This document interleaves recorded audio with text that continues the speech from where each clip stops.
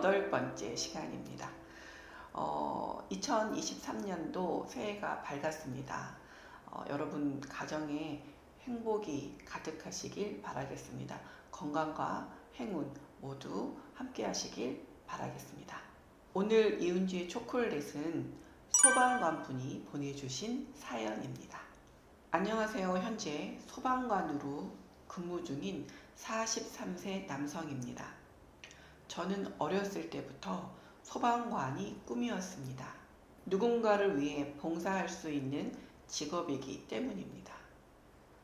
그래서 소방관이 된 이후 누구보다 열심히 일했습니다. 소방관이라는 직업에 자부심도 있었고요. 하지만 작년에 출동한 사고 현장 이후 너무 힘이 듭니다.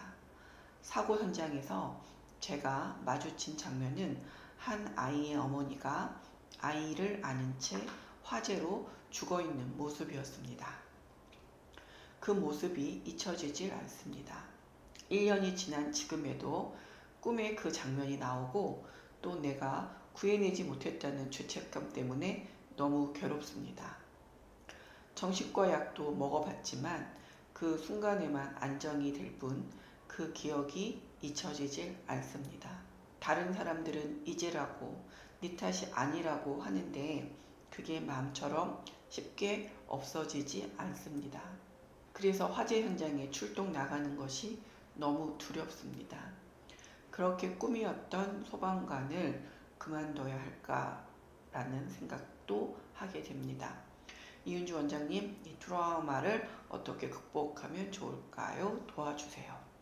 네, 이런 사연을 보내주신 분의 이야기입니다. 이분의 사연을 이렇게 들어보면 이런 소방관 분들이라든지 어떤 그 참사, 예를 들어서 좀 그런 일을 도와주시는 분들, 그다음에 그 사건을 목격하신 분들한테 우리가 이런 심리적인 굉장히 큰 트라우마를 관찰하곤 하는데요. 보통 이런 증상을 외상 후 스트레스 장애라고 합니다. 즉 외상을 본 다음에 또 외상을 겪었는데 이제 살아남은 좀 생존자들한테서 나타나는 그러한 증상들입니다.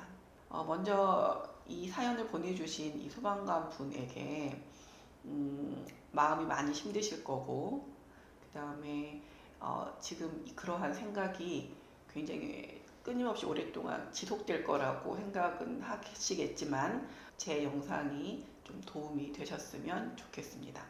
보통 이 외상 후 스트레스 장애의 원인은 끔찍한 사건 또는 죽음을 또 경험할 수 있는 그런 사건들을 보거나 당하거나 하는 그런 사건들을 겪고 나서 실제로 피해자일 수도 있고 그거 옆에서 본 목격자일 수도 있습니다. 그래서 그런 분들한테 나타나는 증상이고요.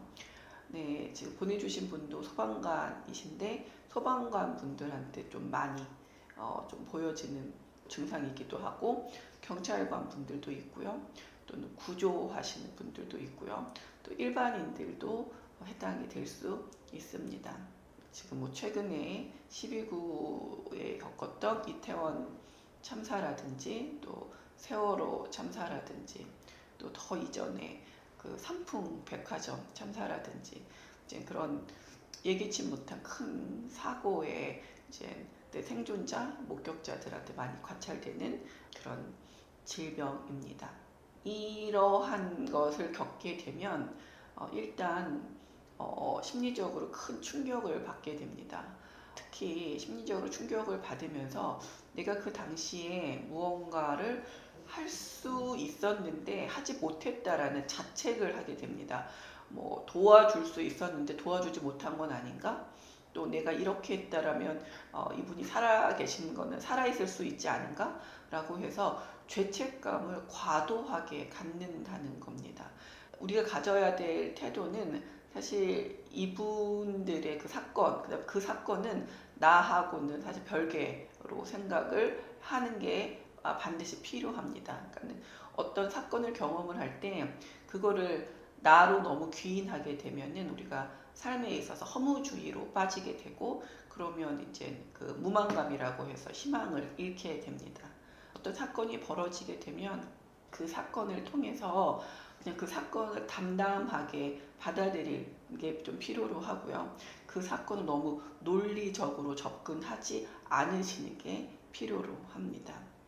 자, 문제는 그 사건을 경험하고 나서 그 다음 2차 피해입니다. 2차 피해는 뭐냐면 본인을 이제 탓을 하거나 그 다음에 이 세상과 이제 또 살아간다는 거에 대해서 허무주의로 빠지기 때문에 회피하는 성향이 굉장히 많아지게 됩니다. 그래서 회피가 어떻게 일어나냐면 대인관계에도 이제 회피를 하게 되고요. 또 직업 부분에 있어서도 이제 회피가 잦아지게 됩니다.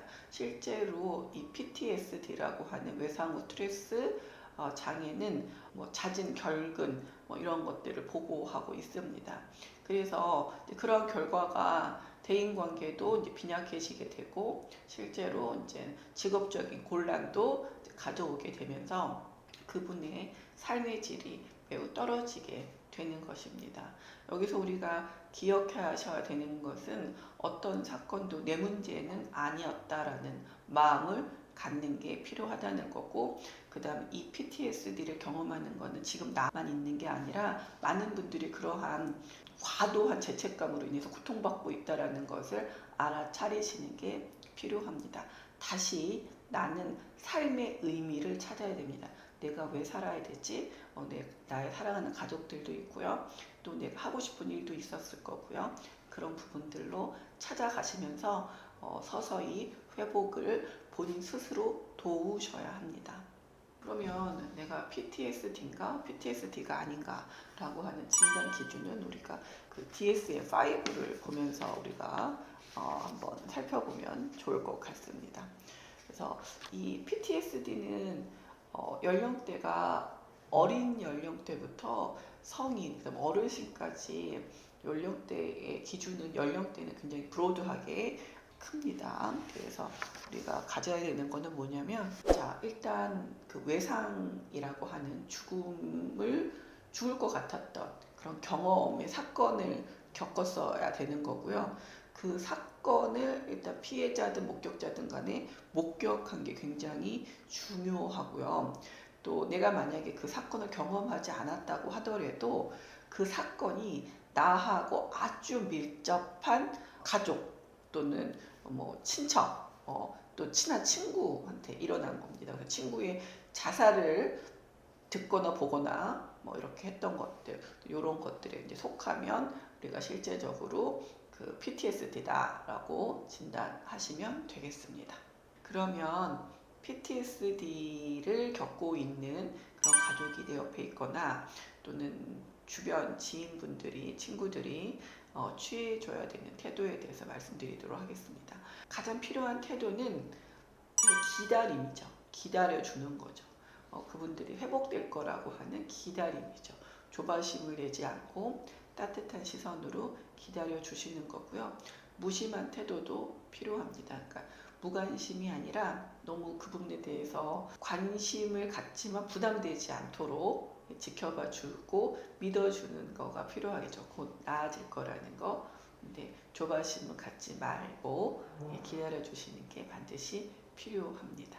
PTSD는 이제 갑작스럽게 찾아온 나한테 좀 고통감이죠. 이 부분들에 있어서는 사실 사고의 개선만으로도 충분히 극복되어질 수 있습니다.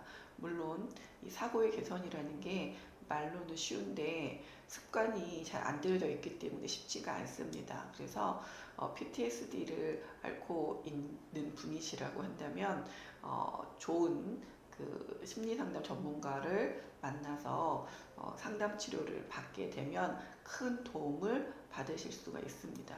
왜냐하면 내가 하는 생각은 고리를 연결하거든요. 근데 이 고리를 끊어주는 게 필요한데, 그러면 다른 관점을 갖고 있는, 특히 치료적인 관점을 갖고 있는 심리상담사와의 그런 소통이 반드시 필요하다고 생각합니다. 아래 보이는 이메일 주소로 여러분들의 다양한 고민 보내주시면 제가 도움을 드리도록 하겠습니다. 감사합니다.